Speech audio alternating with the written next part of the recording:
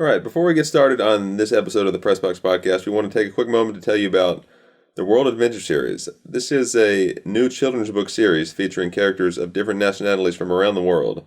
The adventure stories combine elements of fiction, fantasy, history, and sports while providing educational fun facts in each chapter. Canadian Cody and Mary and the Moose are the first duo in the series, which will continue with other characters joined by animal friends representative of their respective countries. As we just said, Canadian Cody and Mary and Moose is the first book. We also have Italian Isa and Walter the Wolf as the second book in the World Adventure series. You can find those on Amazon in print format, paperback, as well as the ebook. So search that on Amazon. Great educational and fun book series for children, so look for that as well. The Pressbox Podcast is back, and in this episode, we have a special guest joining us, Josh Caraway, as an assistant football coach at Coastal Carolina University. If you're listening to this now, they are 3-0 after their big win against Arkansas State this past Saturday. But he joined us to talk about their 2-0 start, as well as their big win over Kansas in Week 1, as they traveled to Kansas and took on the Big 12 opponent there and won. Josh has been on our podcast before, about 3 years ago, so it's great to have him back. We get into some Coastal Carolina football, some challenges with COVID-19 this season, and kind of the outlook on where this program is going in the future. So I know you're really going to enjoy it, and let's get into our conversation with Josh Caraway.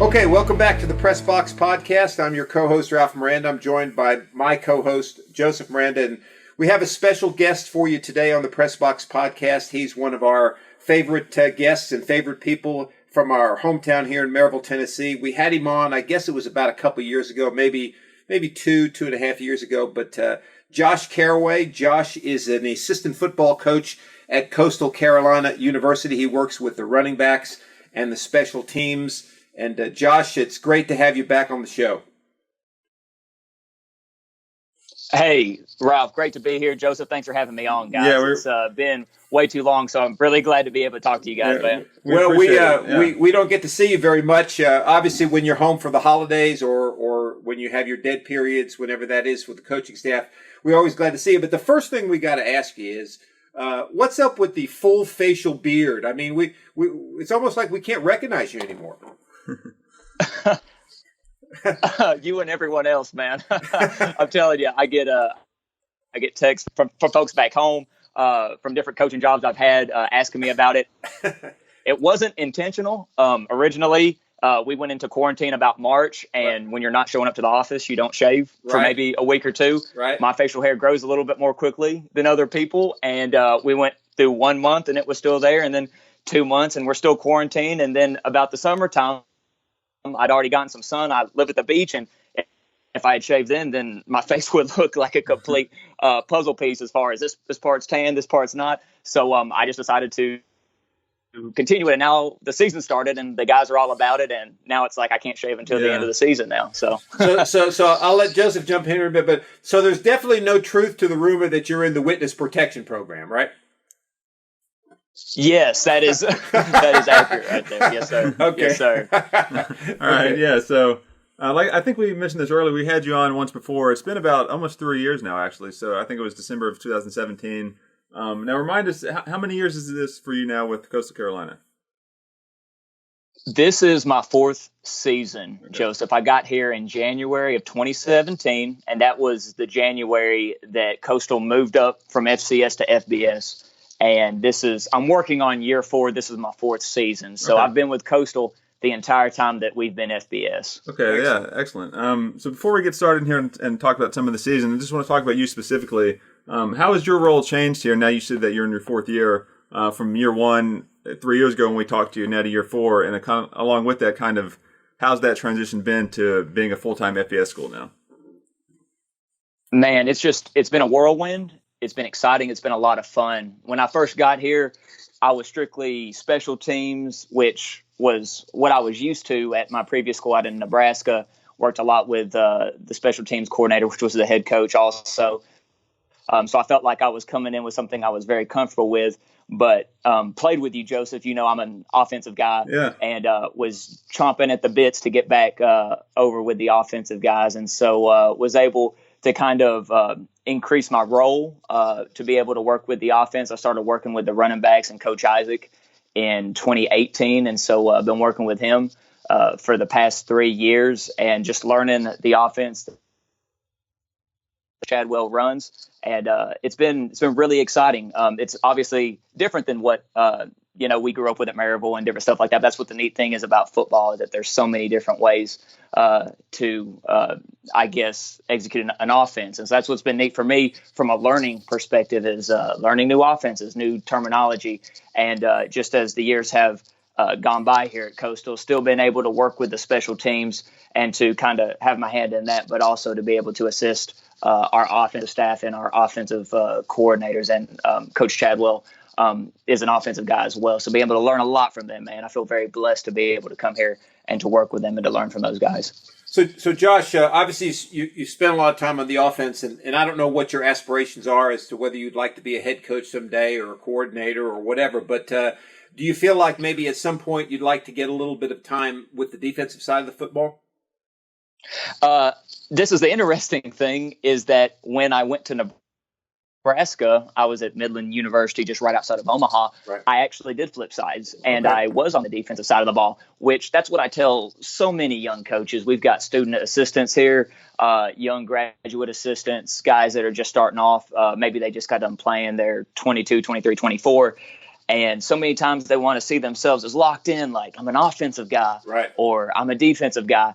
And the biggest piece of advice I can give to any aspiring young coach that's listening to the podcast right now, I myself am a young coach. I've only been doing this 10 years, but always be willing to learn. I learned more about offensive ball by coaching on the defensive side, which is, I would have never thought that.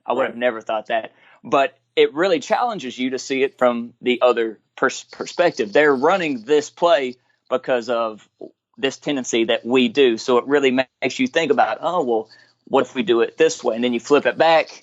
Now on the offensive side, whether we're talking about coverages or we're talking about blitzes from the field, from the boundary, and you realize, oh, okay, well, they're doing this because I think they can attack us. And so I feel that being on the defensive side of the ball when I was out in Nebraska really helped me see the bigger picture. It's made me a better coach on the other side of the ball after that time working over there. Yeah, that's a good point. But I also say, too, that you're working with special teams. You're working with offensive players and defensive players, right? So I think that would, what's the right word I'm looking for, make you more versatile in whatever you might pursue in the future, whether it be offense or defense, having the experience working with both types of players, right?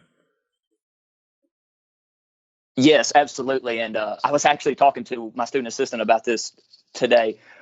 Love coaching special teams because you're not just working with one position group. Right. You get to work with every position. You get to work with both sides of the ball. And I got into coaching to work with young people, to work with young men. And so it's just a huge blessing to me to be able to know when I go into the office or I go into a meeting room, I'm not just working with a group of guys, like I'm working with everybody. And so when you're going up and down the hallways or you're walking through the locker room or you're out on the field after practice, you can say, hey, to a specific person, and you know their name and you know what their story is because you see them in meetings and you're coaching them up in meetings. And that's one of the neat things about being a special teams coach that I don't think gets talked about enough, that you really do get to work with the whole team and you get to work with all the coaches too. It's not just you're on one side of the ball. It's a collective effort, which is the whole for any team sport, really. Josh, talk a little bit about the mindset of a special teams player. I guess obviously it takes a special mindset to play special teams because you probably have some guys that think, gosh, I really wanted to start at linebacker or I really wanted to start at running back, but now I'm on the kickoff team or the punt team or the punt return team. So, one, talk a little bit about what type of mentality you look for in a special teams player, and two, how you get across to these young men how important that role is in the overall game plan for your team. Right. And the first thing that I always start with them, and this isn't just football, I feel like this is just life or any business or any enterprise, is that you have to find your role and embrace it, whatever your role is. And we all have different roles, whether, this job, that job, you're a football coach, you're a teacher, you're a doctor. We all have different roles. And somebody might think something as insignificant as, I don't know, getting donuts for the office might like, oh, I can't believe I'm the guy getting donuts. But if that's your role, embrace it. Right. Whatever your role is, it's important to the overall success of whatever group that you're a part of. And so that's kind of the first hit with these guys is that if you're in this room, if you're special teams, know that this is your role and that we can only be successful if you treat it like it's the most important thing that you're doing at this very moment. And again, like I said, guys, that's not a football thing. That's just a life thing. Right. Be where your feet are at. And so they need to be where their feet are at when they're in that special teams meeting room. A lot of these guys, and this is what I try to explain to a lot of the newcomers, if you're playing FBS ball, you're some of the top talent as far as high school athletes go. And a lot of times when they're with their high school teams, they don't play a lot of special teams. Right. It might not be something that they're really used to. And then you get a freshman here, which freshmen usually get redshirted. If you're a really special guy, you might be able to play your.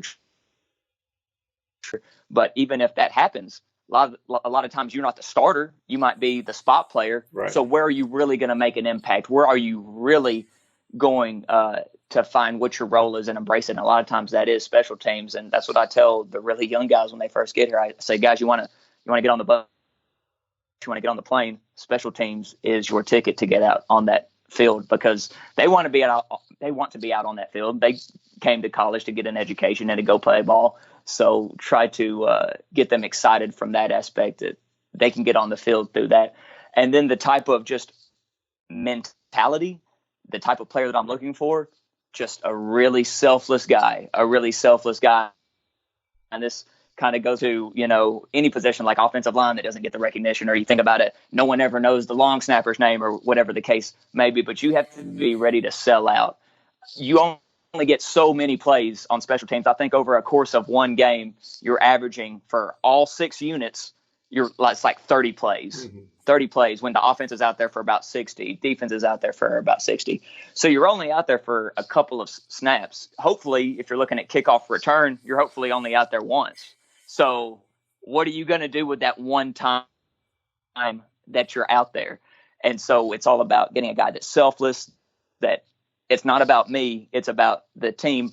And just kind of my mantra, our mantra here at Coastal Special Teams is that we're going to, this is what we're about. We're going to provide the winning edge. Mm-hmm. Right. If you were to ask any one of my special teams players, any one of our special teams players, what's our it, they would say winning edge. And that's the mentality I want all of our players to possess when they hit that field, when they, see the clock hit 0 when it's time for kickoff.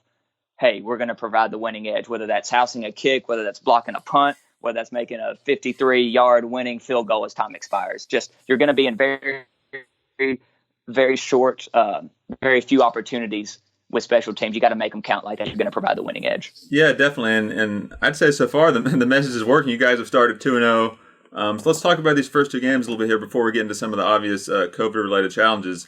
Week 1, a big win over Kansas, especially for you guys who are an up-and-coming FBS program to go in and beat a Big 12 school like that. And then the win over Campbell in your second game. Just what were some of the main keys for you those first 2 weeks, specifically that first week in that big win against Kansas? Well, with the Kansas game, we played Kansas last year as well, and we were really excited because we won that game. But as far as the scheduling goes, they were supposed to come back here to actually play here in Conway, South Carolina on our turf, and we were really fired up about that. But with COVID and everything, that obviously changed a lot of our schedule, had to get new opponents, and we kind of had to shift that game back to Lawrence. But so many question marks. That was the biggest thing and again, that was in that period of August where you had some conferences shutting it down. You had some specific teams saying we're not playing this year. And I guess the biggest question to any bystander would be, how do you keep a person motivated when you don't even know that you're going to be playing? Right. Like we're practicing day in and day out, where is that hope? And that's where I'm so proud of our players here at Coastal, because they just held on to that hope and they really believed that we were going to be able to play this season. And thankfully, our conference, the Sun Belt, decided that we were going to push ahead not only with our conference schedule, but that they would allow us to play up to 12 games, so 4 non-conference games. And we were able to solidify that Kansas game. So our dudes were just thrilled. They were so excited to hear that not only were they going to be able to play, but that they would be able to go out to Kansas. They'd be able to go compete again. And obviously, Power 5 school, the Big 12, that's known from coast to coast. The thing about being at Coastal Carolina up and coming FBS program is that there's not a lot of people.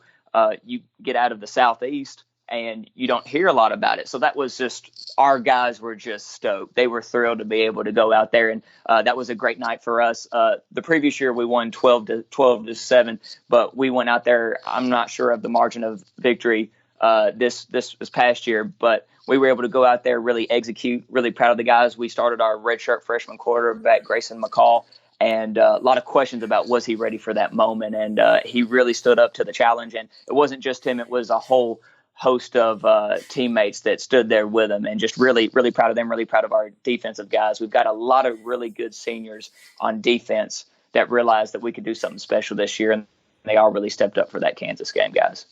So let's talk a little bit about some of the challenges. You referenced the fact that you guys were, you practiced and you didn't know if you were going to play, and then at one point the Big Ten says they're not going to play football. The Pac-12 says they're not going to play football. Everybody's afraid the Southeastern Conference is going to join them. And then, thank goodness for the Southeastern Conference, they stepped out on the limb and said, hey, we're playing football. The ACC joined them. Then the Big 12 joined them. And now, obviously, the Big 10 and the Pac-12 came running back with their tails between their legs to play football. So now we've got everybody playing football. But you're still challenges. I mean, my alma mater, Notre Dame, had to cancel a game and move it, So talk about those challenges. How difficult was it, and what are some of the things you guys did to make sure, one, that you were getting the preparation you needed, but two, to make sure that the guys stay motivated? Because I'm sure with as many guys as you got on the team, there's some guys who just thought, hey, we're not going to play football, So talk a little bit about those challenges.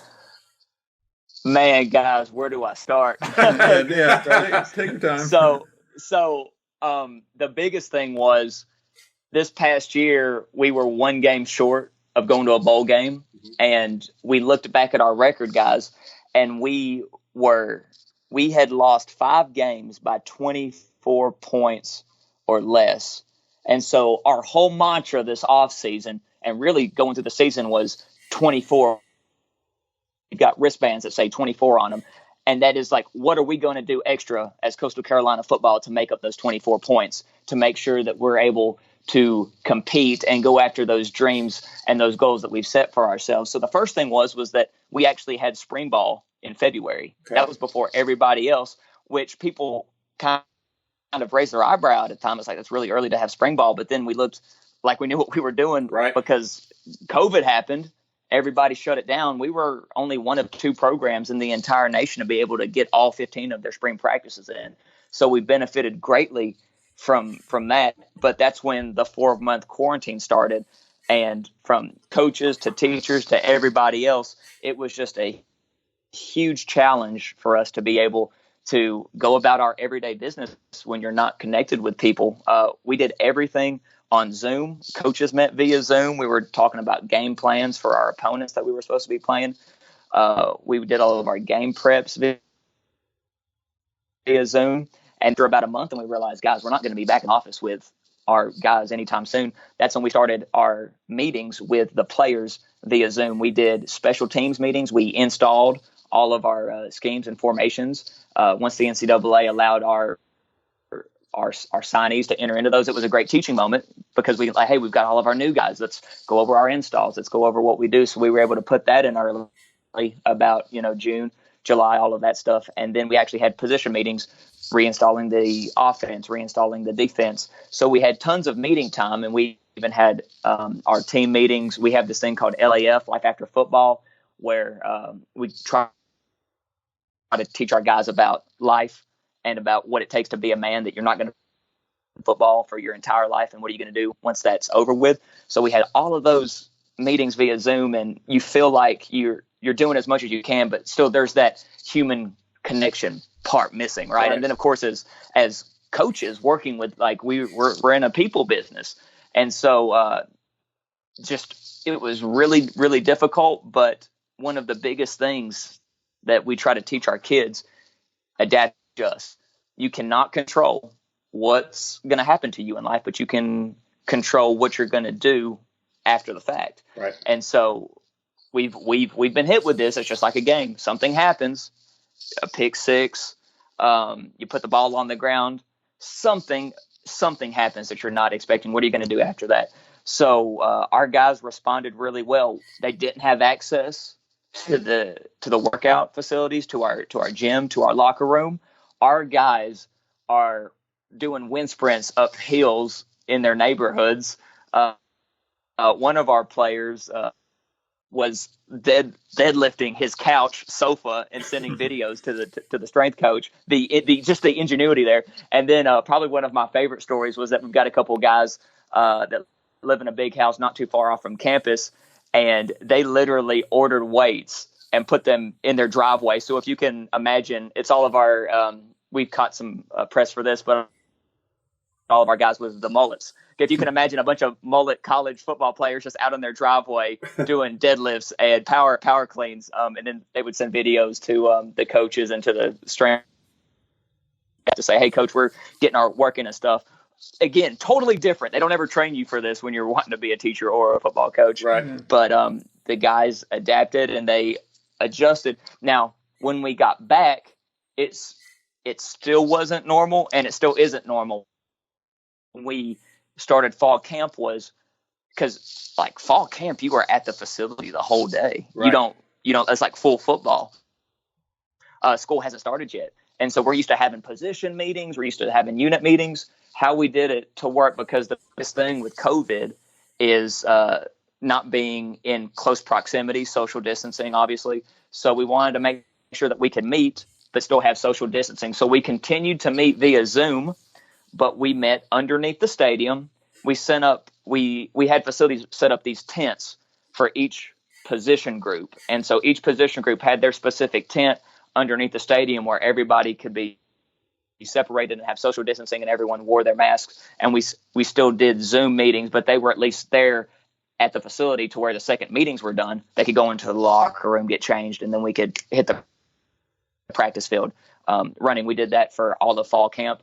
Again, you would have the guys in your room where they could, draw stuff up on the board. But again, adapt and adjust. What are you given, and what are you going to do after you're given that? So that was the first big hurdle right there. Then you think about stuff like meals over in the cafeteria, and we're, over all together as a team. But the regular students that aren't involved with sports, they're not back yet. So a lot of the cafeterias weren't open yet. So we're having to get food catered in and having to work through that. Just a huge public shout out to our DFO, Brad Queen. He did a wonderful job organizing all of that stuff amid, having masks and making sure we had social distancing through meals, and making sure that we were checking all the boxes to make sure that our players were in a safe environment when they were here to practice and to get ready for the season. Yeah, and then thankfully, once fall camp ended, we began our testing process. We get tested every single week to make sure. We got tested 3 times the week of Kansas. Right. And so just really preaching to our guys that you have to make sacrifices, guys. You have to make sacrifices. When you leave football, you really can't interact with anybody else. Right. You need to go home. You really can't go out anywhere. You can't really hang out with people that you usually don't hang out with. We're not trying to say don't hang out with your friends or don't do that. But you have to make wise decisions during a pandemic if you want to play the football season. Right. And I'm so proud of our guys. I'm so proud of them because they have done everything we've asked them to do. But it's not because we've asked them to. It's because they want to play so badly. Right. And I love coaching this group. They are so hungry to play that they were willing to wear the mask, and they were willing to follow all the protocols, and they're doing everything right. As of right now, Coastal Football has not canceled a football game because of COVID. And the past 2 weeks, actually, we just got our results back from we took yesterday. Coastal football has 0 positive cases amongst, that's our players, our staff, our coaches, anybody that interacts with our team. So we were thrilled to hear that today, since we do have a game this Saturday versus Arkansas State at noon on ESPN2. So we were really hoping that, all right, guys, let's make sure that we continue, because we just had a bye week, was following protocols, making sure that we were wearing our mask and social distancing and washing our hands. And we were very thrilled to hear that news, and we're very excited for the game this Saturday. But those are just, I could continue to go on about all the different things we've had to do for COVID, but that's a big chunk of it right there, though, guys. Yeah, well, that's interesting, because I wanted to ask about some of the travel related changes, because I know you guys just said, or you just said no positive tests so far, which is great. And now not every team can say that. Well, you have seen some different teams that have had some positive tests, and obviously college football is not being played in a bubble, maybe like the NBA or like the MLB playoffs are about to do. So talk about some of the differences in travel, because I know that football travel is very regimented. You've got the itinerary and things like that. But when you're going to Kansas, Texas, Louisiana, all these places, what are some precautions you're taking on the road to make sure that you're still able to continue to have a season? Right. How much social distancing can you have on an airplane? Right. That's what you're thinking whenever you first think about travel. But the first thing that we were looking at from a travel perspective is, how can we make sure that we are following the protocols, that we can ensure as much social distancing as possible, that we can keep our players safe, but at the same time complete the objective of traveling somewhere and play the actual game.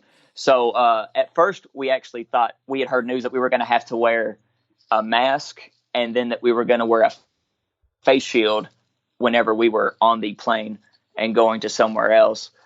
Because of all the negative tests that we had, it turns out that we were only having to wear our mask, which we were very thankful for on that one. Planes can get a little bit stuffy from that angle. So we kind of jumped that hurdle right there. One of the big ones that we utilized was rooming, actually, because normally you would put 2 players in a room and so on and so forth. But we really had to be wise about who are we putting together, who has been exposed to it prior, different things of that nature. So when we traveled, we put more guys into single rooms to make sure that they were able to social distance. Maybe people that have tested positive and that have gotten over it, maybe put those players together instead of putting them with the others that haven't tested positive in those cases. And then, of course, doing staggered times. That's a really big thing. I know that we've had meals staggered a lot of times, where you would have part of the staff come in and eat here, and then you would have the rest of the guys come in at this point. Again, stuff that we've never done. Those are the challenges that you face. And again, this is not a football thing, but when you're faced with a problem, you've got to prioritize how important is it, which in this case, it's very important. You have to analyze it, and then you've got to come up with a way to solve it and to fix it. And so our staff does a great job of doing that through the staggered meals, through the social distancing, making sure that, whenever we go through our food lines, that everyone's got their mask on, and that, we make sure that we follow all those protocols. Because at the end of the day, we want to make sure everybody's safe. Because football is wonderful. We all 3 know this, but people are much more important. And so we try to take care of people right there. So those were some of the things that we've done during travel to make sure that we stay safe amid this pandemic process. Right, and those are all excellent points. I did want to bring up also recruiting. That's such a big part of college football, and it essentially never really stops. It's kind of a year-round thing. Now, obviously, during a regular year, during the season's a big time where you bring recruits into games, the game day atmosphere, all that. How is that going to look for you guys this year? Is it more of like a Zoom thing, like you talked about with your coaches' meetings? Or are you being able to meet with recruits at all? Kind of tell me how that's going. Right. So whenever the quarantine first started, we really had no idea how long it was going to last. So we're talking to our recruits, which right now, talking to 21 guys that are seniors in high school right now. Hey, not sure when this will be over, but know that we're definitely excited about you and communicating with them. But we really didn't know where the NCAA was going to head with this dead period process. And long story short, guys, they've continued to extend the recruiting dead period to where we can't have guys on campus. We couldn't have camps this year, which was just completely out of left field, because camps are a great opportunity for a high school athlete to come showcase his skills, to actually meet the coaching staff, to see the facilities. And I love camp because you get to meet a lot of these guys that you're recruiting. It's one thing to see their huddle film. It's one thing to talk to them via Twitter or something like that, but to actually make that in-person connection. And we had been missing that this past year. So it's been a huge challenge, much like the travel and much like the meeting and much like just having a season in and of itself. But we have come up with new ways to kind of get to know our recruits, to continue to reach out to them. One thing that's really innovative that I like is that back in, I guess this was April and May, when we couldn't do the junior visit days and the campus visit days, is that we actually did virtual tours. And so we would have recruits that we're talking to, we would get them on a Zoom call with our position coaches and with our recruiting staff. And we made videos of us kind of showing the facility, showing around Coastal, having professors on to be able to speak with them, kind of giving them the visit experience virtually, if that makes sense. Sure. And we had to do that for quite some time. And then the NCAA passed more legislation, since we can't do any of the in-person stuff, that we were able to do FaceTime calls and be FaceTiming them when we're at practice, so they can kind of see what we're doing, which in one perspective, you're getting kind of a closer look at what we actually do, because you're right there in the trenches with us, seeing what an ordinary practice at Coastal Carolina looks like. So the FaceTime calls, the virtual visits, all of those things have kind of had to build up as far as building the relationship with these guys that we're hoping are future Chanticleer football players.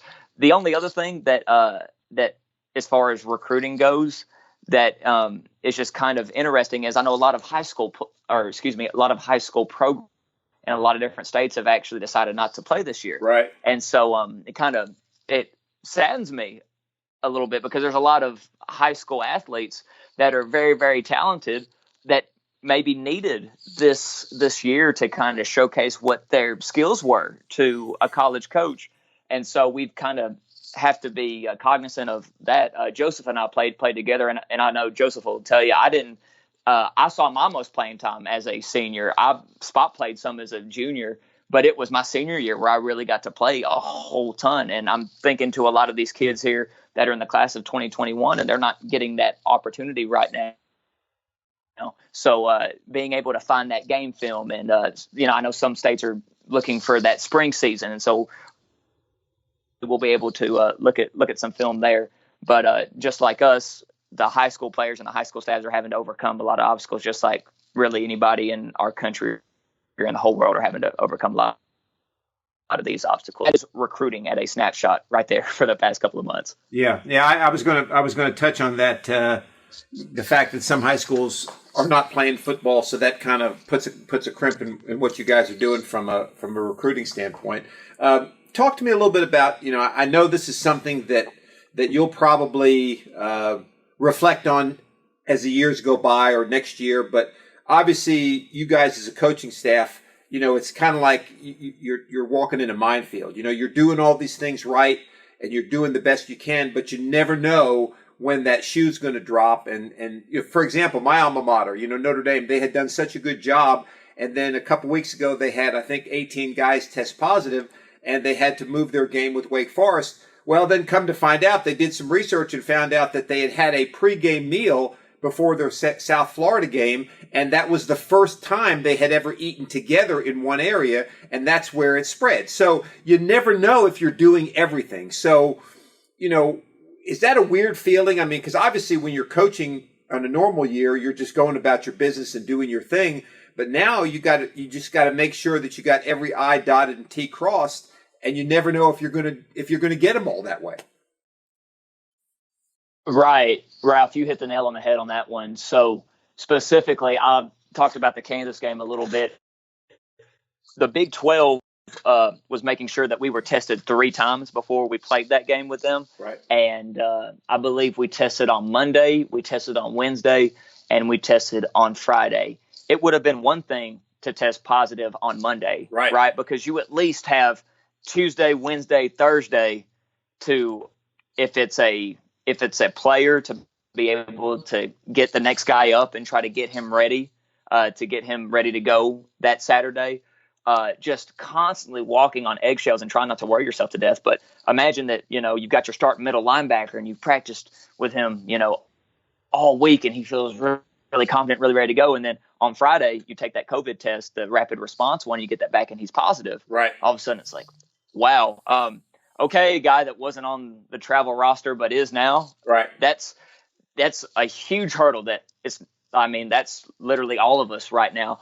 And, I've always tried, when you're coaching guys, to not just focus on the guys playing, but to focus on everybody, because whether you're on the field every single play, or whether you're just on the field for one play, the goal of a coach is trying to take a player from point A to point B and to help him become the best player, the best athlete that he or she can become. And so this year with COVID, it's like, hopefully you're focusing on all of your guys 24/7, 365. But this year it's like realizing that, okay, these are my guys. What if Johnny's down? Right. Who's going to fill Johnny's spot? And then what if Johnny and Sam are down? What's going to happen there? Right. And to even add a different level to that, we've had to do that as coaches. What if Coach Isaac is down as the running backs coach? Who's calling his stuff? Who's running the position meetings? Who's doing all those different things? Right. Or what if Coach Chadwell were to contract the virus? And so we've had to kind of like make a spreadsheet of, all right, who are the backups on everything. So if this coach goes down, who's running practice? Who's running meetings? Who's able to step in there? Who's taking over those responsibilities? And so it can be almost a little bit too much to bear at times, because I feel like if you try to focus on that all the times, you'll run yourself up a wall. Right. Because there's no way to account for all of that. But it kind of comes back to being where your feet are at and focusing what the task at hand is. And you have those precautions if they were to happen, and then to happen, then you follow through with them given. And one of the things that Joseph and I were coached by Coach Quarles, who's at Furman right now as the OC, is that you do the best that you can, regardless of the situation. And so you get thrown in there and you make the most of it. And he always told us to play fast, and you'll fix the problems later. And so sometimes a lot of these problems come at you pretty fast. You need a fast solution. And so we have to remember that is where preparing the guys for a game, but realizing that at the drop of a hat, something could go wrong. Yeah. It's not about what happened to you. What are you going to do next? Yeah. And I would imagine that this year, unlike other years, a lot of second and maybe even some third team guys are getting reps in practice, so they're familiar with the game plan just in case, they have to go in there. But yeah. Yeah. Absolutely. So tell me a little bit about the protocol. Obviously, well, first of all, I mean, we've heard in the NFL and even in some colleges that there's been a lot of false positives on tests. So that's one thing that yes. could be there. But what's the protocol at Chanticleer? Is it your protocol? Is it a conference protocol? And what is it when somebody is tested positive? We're following CDC guidelines, and then we're following what the NCAA lays down for us as far as, and again, that's Josh Sharp, our athletic trainer, is in close correspondence with them to make sure that we're following everything that we're supposed to do. Of course, there's the university regulations if something should happen, and I don't have all of the regulations laid out right in front of me, but to my knowledge, they're all pretty similar as far as what you're doing. Because when we all got back in July, it was the middle of July. We've been gone for 4 months. And that was the process, is that you had to be tested before you were able to be brought back in. Right. And so we would test guys, and we would have some positives, and automatically that is quarantine right there. And I believe it was two weeks. 2 weeks was what the ruling was then. Okay. And then it was a week after that they could start working back in with us. We weren't in pads or anything at that point, but it was, you could be back around us, obviously with your mask still, but to make sure that you at least were negative before you were able to rejoin the team and rejoin team activities. Right. Because that was one of the biggest hurdles, not just Coastal, but not just any college football team, but just any college team anywhere, is that you've had all of your players home with their own families and their own communities from where they're from, and then you're bringing everybody back. Right. So someone's bound to test positive from this. And then the biggest thing is that when someone does test positive, you don't want to give it to anybody else. Right. Which is why we've been preaching to our guys. You've got to wear your mask at all times. You've got to just assume that someone else has it, and that you've got to maintain your social distancing, and that you wear your own mask, because if you're asymptomatic, you're not showing signs of it. And how awful would it feel to know that if you were an asymptomatic carrier and give it to your teammates, and then all of a sudden they're not playing, or your team's not playing a game because you were negligent about that stuff. So that was the process when we first got everybody back. We started fall camp, and we continued to test guys that were coming in, and it was younger guys again, because imagine you're 18 and you're leaving home for the first time, and you're coming to play college football. And so you're going to this college, but none of the other students are there yet. You're in fall camp, and all of a sudden you've got to be quarantined for 2 weeks, and you can't come out of your room. And so we wanted to make sure we were really taking care of our guys, not just from a bodily standpoint, but from a mental and emotional standpoint as well, delivering food to them every single day. Again, why our DFO he continues to do such a great job looking out from that factor, and again, just keeping them involved with all those different things. And one thing that I must mention is the idea, the concept of contact tracing, to where, again, if you have a positive person, who have they been in close contact with? And so there have been cases back, it's October 1st now, but late August, early September, where there might have been a positive test. And we know that someone, maybe their roommate, is not showing any symptoms at all, but for the sake of the football team, keeping people safe, you're like, hey, listen, you've got to quarantine. We're going to test in a couple of days. If it comes back negative, you're good to come to meetings and come to practice, but we're just being careful right now. Right. So we've really tried to be ahead of it from that angle in a time where you don't know where the hit's coming from. Right. You try to get in front of the 8 ball as much as you can. So that's one thing that we've tried to do, is just to make sure, again, that's why the social distancing is so important. When they're up, we are actually meeting inside now. We have our mask on, but we also have face shields. So we're able to do that because we want to make sure we're taking every precaution to make sure that we're keeping the virus at bay as much as we can. But those were some of the hurdles right there, was our young guys getting quarantined. You're away for 2 weeks, just the emotional toll that takes. And of course, they're fired up to get back out there with us to actually do what they came here to school to do, which is get an education and play some football. Right. Now are you guys allowing fans in the stadium there at Coastal? Yes, sir, we are. I believe right now it's don't quote me on this, I think it's like 30% of what the capacity for the stadium is. Okay. I believe we had about 5,000 for this past game, Joseph, which shout out to our students. They did a great job of showing up on that Friday night. We were on ESPN. Campbell came to town, and they were loud for Clears, and really appreciate all the students being there last Friday night. Yeah. Or 2 Friday nights ago, excuse me. Right. And at Kansas, were there fans there as well, or no? We had 0 fans. 0 fans at Kansas. This was arguably one of the most bizarre games I had ever coached in, because it's a giant stadium, and there's 0 fans. And also, the game started at like 9:15 Central. It was 10:15 Eastern. Right. So it's like #Sunbelt after dark. Yeah, it's like whatever that usual West Coast Pac-12 game was.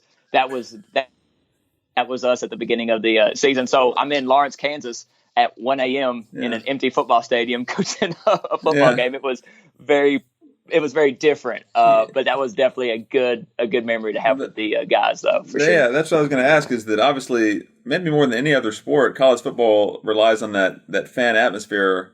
Like I said, maybe more than any other sport. So how weird was that? Like, did it feel dead in the stadium, or once the ball was kicked off, was it just football as usual? And how do you think it affected the players, if at all? Well, from a football perspective, it was business as usual. We're out there, we're doing our thing. Again, just to talk about our guys, so hyped, so excited to play, because there for a month it was everything they saw on Twitter or in the media was that, football is getting canceled, we're not going to play, they're going to shut it down, and here they are. They're finally being able to do what they love, to play a football game.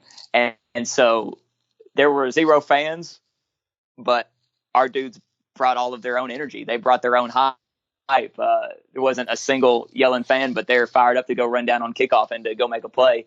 And so hats off to them. And that's one thing that we've been coaching them to do throughout the season is it shouldn't be dependent on what anybody on the outside, any outside motivation of, what if somebody's saying something good about you or somebody saying something bad about you. But what are you guys trying to prove to yourselves? And again, that whole metaphor of we just get so few opportunities, guys. Don't waste one. Don't miss this one opportunity. I will admit it was a little bit weird just not to have, usually you got some fans heckling you or, doing some really loud chant, or I know in, Kansas, they do the, rock, chalk, Jayhawk, all that stuff. So that was a little bit strange because I will say this. I've never been in a football game where you could yell something at a player and then they turn your head the first time and they're like, thumbs up, coach, gotcha. Usually you're yelling 6 or 8 times and you're hoping that they hear you. And then, of course, there's nobody in the stands so they can actually hear you. Okay, this is pretty cool then, I guess, from that angle. Yeah. So for you specifically on the sidelines, obviously we watch a lot of NFL games and college games and the coaches are wearing the mask and I think we saw you with the face shield on. Is that right? Yes, I had the face shield. Yes, sir. Okay. Absolutely. All right. So, I mean, is that cumbersome at all as a coach? I mean, my reference always goes back to that opening NFL Thursday night game with Andy Reid with the face shield and it fogged up on him, and everybody made a big to do about that. And you've got some coaches not wearing one, saying they can't call plays and this and that, and getting fined. Is that even a obstacle at all, or is this something that you almost don't notice? Well, it was so funny because the Andy Reid thing had happened a couple of days earlier, and obviously that's Kansas City, right? And here we are staying in Kansas City, and so everybody saw me with my face mask. So I heard the Andy Reid joke about 30 times that day, which was funny. Just with and it's funny because I'm mentioning the beard for a second time in the podcast, but with my beard, it's a lot easier with that face shield, right? To be able to communicate with my guys because they can see my mouth moving. And I feel that, again, listening is hearing what they say, but part of it is being able to see their mouth move too, because there's sometimes when, a person has their face covered with a mask, where I'm at the grocery store or at the gas station and I might have to say, excuse me, once or twice because I have trouble understanding them. And I'm sure you guys have been in the same spot as me when people have their mask on. So that's why I go with the face mask during games. It's a lot easier to communicate with my guys from that standpoint. But yeah, everybody does a good job with their mask. Here's the thing that I find is funny about all of the commentary about it's difficult to talk with a mask is that most coaches during a game, if they're calling it, they're already covering their mouth anyway. They have their call sheet above their mouth, so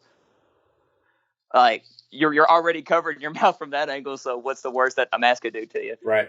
That's kind of my own personal feelings about it. But and then again, just it's a lot easier to holler, in my opinion, with the face shield versus having a mask that's covering my mouth right there. But like I said, never thought I'd be here coaching on a sideline with a giant face mask looking like I'm a beekeeper or, handling toxic waste or something like that. But here we are, guys. Listen, I want to ask you a question that obviously, you guys as a coaching staff, and I know you haven't had a chance to reflect on, but maybe you will in a few months. My perspective, and I want to get yours on it, is that think of how this is going to make you all better coaches and really make your football players better players. Because when you get into next season, and we all pray that next season will be as normal as every other season's been up till now, but think about how there's nothing really that could happen next year that could get you guys off track, right? I mean, you've dealt with every possible thing this year.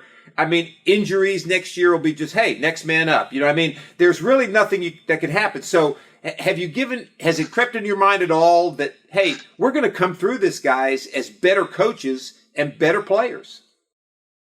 Yes, absolutely. I'll use weightlifting as an example. I know, Ralph, you like to lift weights. Joseph's a weight room guy. And whenever you're lifting and you're training, you might go for that you've never done, right? And so you're thinking, like, in the back of your mind, I don't know if I'm able to do this. You're training, you're doing all this thing, but then you finally get to that day where you hit that PR. Maybe you're doing, bench, and you finally hit 225. You put the 2 plates on. You're like, oh yeah, let's go. And you're looking back and you're like, whoa, I actually did that. So anything less than 225, you're like, I got this. Right. Like, I've already kind of made it, and I'm a big time jogger. And so hoping to do a marathon at some point in my life, have ran a half. And once you've ran a half, anything less than that, you're like, hey, man, I got through that. So I can definitely knock out, this 5K before work or whatever the case may be. And I'm big, guys, whatever moment that you're in, rejoice in every circumstance, regardless of where you're at. And I think that what COVID-19 has done for us as coaches and for players has given us kind of this new confidence, because again, what we do as coaches and what everybody does is that you do something for so long and you kind of get in those ruts of, well, this is the way we've always done it, so that's how we're going to do it. And that's great. I'm not talking against tradition. There's some traditions that are, great. I know, Ralph, your favorite team, Notre Dame, has some great traditions associated with that football program. But at some point, you kind of have to think of a new way around something. You have to be innovative. You have to grow in some way, shape, or form. And I feel that this is, from a positive standpoint, not that you enjoy the adversity you're going through, but you're rejoicing in it and you're growing from it. And coaches and players alike I'm really hoping that regardless of how the rest of the season goes, is that we can look back on already everything that we've gone through the quarantine and going home and say, man, we were at point A and we got to point B and we are benching 225 like nobody's business right now. Right. And that we've set new goals for ourselves. So it's that. But that it's not a confidence that comes from cockiness, but it's a confidence from working hard and being disciplined and finding yourself proved in those times of adversity. And that's something that I'm really proud of the guys already for kind of making it through. But kind of that question mark, where do we take it from here, man? Right? Yeah, definitely. So as we wrap up here, I want to get you one more question, kind of away from the football field a little bit. Now, I know you said this is your 4th year at Coastal in Conway, South Carolina. Is that right? City? Yes, sir. It's the campus is in Conway. It's literally right on the border of Myrtle Beach. Like, my residence is in Myrtle Beach, and I'm about 15 minutes from the stadium. So technically, it's in Conway. But I know, I think on Marty and McGee yesterday, they called us Myrtle Beach something. So it's kind of one and the other. But I always try to tell people the university is in Conway, South Carolina. Yes, sir. Okay. So obviously this is your 4th year there. Now, we grew up together in East Tennessee, and I think you had a stop in Memphis for a little while, and then Nebraska. So, yes, sir. So talk about, I guess, kind of how Myrtle Beach or that area compares to your previous stops, and is this your favorite stop? Like, could you see yourself living in this area for a long time? And just in general in your coaching future, obviously coaching could take you anywhere. What area of the country do you think you'd like to live in, or that you haven't yet, or just kind of talk about kind of the away from the field aspect? Right, man. It's one of the biggest, neatest things about this job. I love the traveling aspect of it, and honestly, I make my mom jealous every single day because she loves the beach. And over here, I am just living right at the beach. She's, texts me all the time and says, "I should be the one living at the beach and not you." It's been such a neat thing to see so many parts of the country by such a young age, to be able to live in the city and to kind of understand that landscape, and then to go live in East Tennessee and understand that landscape. And then probably the biggest culture shock to me was when I went to the Midwest, because I never lived in the Midwest at all. Right. And what I've learned jumping from place to place, and you go around the country, is just learning that people everywhere have a story. And that's probably the neatest thing for me, is that regardless of whether I'm in Memphis or I'm in East Tennessee, I'm in Nebraska, I'm here on the East Coast, is that getting to learn about the people in the area, getting to learn people's story. I feel that we all have a story to tell, and just to be able to connect with people. That's why I got into coaching. That's why I got into teaching. So that's one example that I really just enjoy that aspect of my job. As far as like location, I can't complain, man. I live at the beach. It's awesome. It's really neat to be a hillbilly talking East Tennessee guy, and I can go on a little beach walk in the off season when we have off time. Right. It's been different. It's been an adjustment for me, but I certainly enjoy it. I do miss the mountains, guys. I love the Smokies. I love hiking. Nothing like waking up. I mean, it's October 1st right now. It's starting to get a little bit colder outside. The leaves are starting to change. So I miss that about East Tennessee.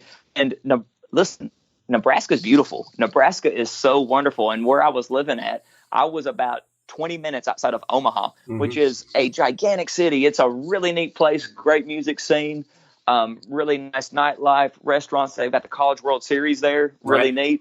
I could not talk enough good about my experience in Nebraska. But one place that I haven't spent a lot of time, that I think that it would just be neat. Again, I'm a young coach. I'm not married. I don't have any children. I would love to go to the West Coast just to coach out there for a little bit. I just think it would be neat to be over there and kind of experience life that part of the country. I've been to the West Coast, but I haven't spent a great deal of time out there. So I think that would just really be a neat spot to live at that I really haven't spent a lot of time at yet, guys. Well, Josh, we certainly appreciate you taking time out of your busy schedule to join us. And I certainly hope that your head coach gets a chance to listen to this podcast, because I want to tell him, and I think he already knows this, that he and Coastal Carolina are very lucky to have you there as one of the coaches, because not only are you an intelligent young man, because I watched you grow up, because you're the same age as Joseph, but you're a good Christian man, and I think that's the most important thing. So, Coach, you're lucky to have him. I know Coastal Carolina is lucky to have you, and we certainly hope for bigger and better things for you. And when you become a head football coach at Power 5 Conference, make sure you give Joseph and I some sideline tickets, okay? Yes, sir. You guys got that for sure, man. And thank you so much. Those were some very kind comments, guys. Well, I appreciate you guys very much. I meant every word of it. Yes, I did. Yeah, we really appreciate you having you on, Josh. So there you have it, Josh. Loved every second of it, guys. Well, we appreciate you. Josh Caraway, a special guest on the Press Box Podcast. And make sure you join us again the next time the Press Box Podcast comes at you.